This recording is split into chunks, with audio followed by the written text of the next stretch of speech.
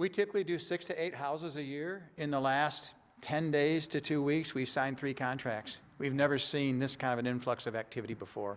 There's also a backlog of other buyers wanting to talk to us, but we have to take care of the existing folks first that we've already made meetings with and so on and so forth. But the dynamic that's interesting is that folks that have 3%, 2.5%, 4% interest rates, they're holding on. They're not going anywhere. They might be making some improvements and so on and that kind of a thing, but that shrinks the market. And right now, it's causing an influx in the building industry.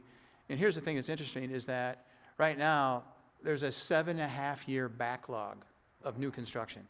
4 million homes are needed right now. This is from the National Association of Home Builders. So it's not just existing.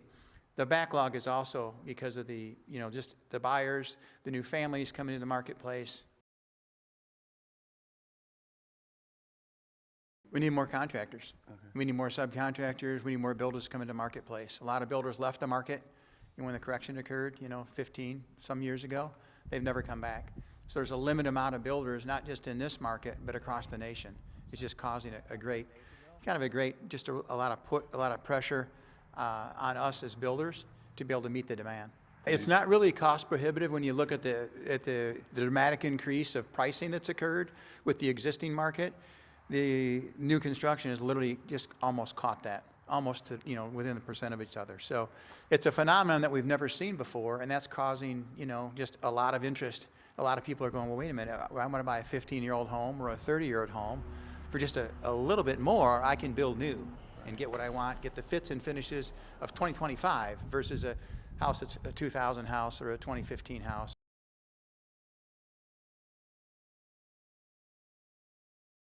Absolutely. Absolutely. Until things kind of settle down, especially with the interest rates, because as Connor had mentioned, our market and all markets nationwide are interest rate sensitive. And the feds are talking about at least a quarter and maybe a 0.5 point reduction by the end of the year. That's just going to put more pressure on us as builders because then they'll flood the market even more. And that also help, obviously, the existing market as well.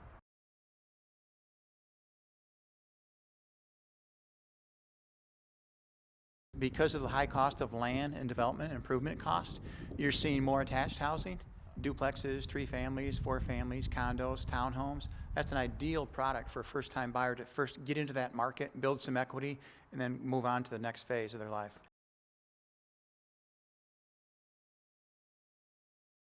I would definitely get some referrals.